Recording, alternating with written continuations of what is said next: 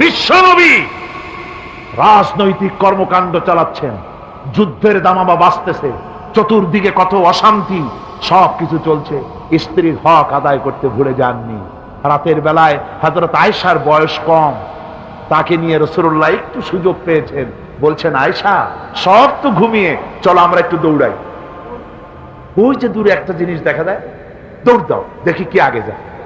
দুজনে দৌড় প্রতিযোগিতা করলেন।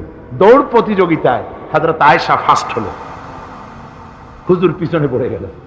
হযরত আয়েশা খুব আনন্দ করলেন যে আপনি কিন্তু আমার সাথে দৌড়ে পারলেন।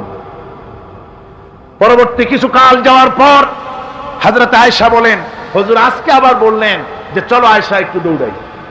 হযরত আয়েশা বলছেন যে সেদিনের তুলনায় আমার শরীর একটু, আমি মুটিয়ে গেছি, শরীরটি স্থূল হয়েছে, আমি আজকে দৌড়ালাম কিন্তু পারলাম না, রাসূল আগে চলে গেলেন।